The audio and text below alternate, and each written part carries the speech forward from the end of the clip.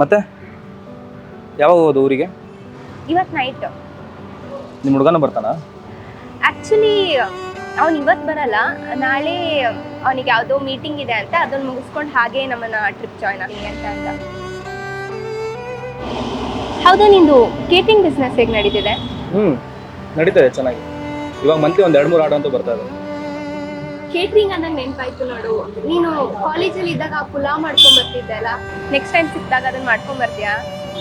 ಕಾಲೇಜಲ್ಲಿ ತಿಂದಿದ್ದು ನೆನಪು. ಆ್ಯಕ್ಚುಲಿ ನಿಂದು ವೈಫ್ ಲಕ್ಕಿ ಕಣೋ, ದಿನ ನಿನ್ನ ಕೈಯಲ್ಲಿ ಅಡುಗೆ ಮಾಡಿಸ್ಕೊಬೋದು. ಟೀ ತಣ್ಣಗಾಗಿದೆ, ಬಿಸಿ ಇದ್ದಾಗಲೇ ಕುಡಿಬೇಕಿತ್ತು.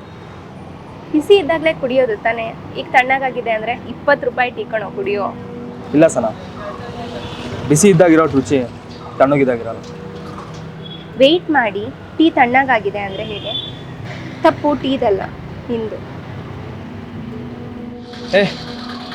ಜುಲೈಯಲ್ಲಿ ನಿಮ್ಮ ಮದುವೆ ಅಂತೆ, ವರ್ಷಿನಿ ಕಾಲ್ ಮಾಡಿದ್ದು. ಮಾತು ಮರೆಸ್ಬೇಡ ಹನು ನೀನು.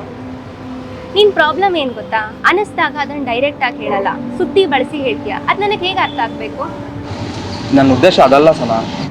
ಕಾಲೇಜಲ್ಲಿ ಇದ್ದಾಗ ಸಿಗ್ತಿದ್ದೆ, ಮಾತಾಡ್ತಿದ್ದೆ, ನಗಾಡ್ತಿದ್ದೆ. ಅರೆ ಒಂದ್ಸತಿ ಆದರೂ ಡೈರೆಕ್ಟಾಗಿ ಹೇಳಿದ್ಯಾ ದಟ್ ನೀನು ನನ್ನ ಲವ್ ಮಾಡ್ತೀಯಾ ಅಂತ? ಹೇಳ್ಬೇಕು ಅಂದ್ಕೊಂಡೆ, ಬಟ್ ನಾನು ನೀನು ಒಪ್ಕೊಂತಿರ್ಲಿಲ್ಲ ಅಂತ ಭಯ ಅಲ್ವಾ? ನೀನೇ ಇದನ್ನೆಲ್ಲ ಅಸ್ಯೂಮ್ ಮಾಡ್ಕೊಂಡಿದ್ರೆ ಹೇಗೆ ಅನು? ಆ್ಯಕ್ಚುಲಿ ನೀನು ಅವಾಗ ಹೇಳಿದರೆ ನಾನು ನಿನ್ನ ಒಪ್ಕೊಂತಿದ್ನೋ ಏನೋ, ಬಟ್ ನಾವು it's impossible Anu. I know. ಲೈಫಲ್ಲಿ ಎಲ್ಲ ನಮಗೋಸ್ಕರ ವೆಯ್ಟ್ ಮಾಡಲ್ಲ ಅನು. ಆ ವೇಟಲ್ಲಿ ಒಂದು ಹೋಪ್ ಇದೆ, ಸಾಕು. ನಿನ್ನ ಮದುವೆ ಅಲ್ಲ, ಕ್ಯಾಟ್ರಿಂಗ್ ಆರ್ಡರ್ ನನಗೆ ಕೊಡಿಸ್ತೀಯಾ? ನಿನಗೋಸ್ಕರ ಸ್ಪೆಷಲ್ ಪಲಾವ್ ಮಾಡ್ತೀನಮ್ಮ.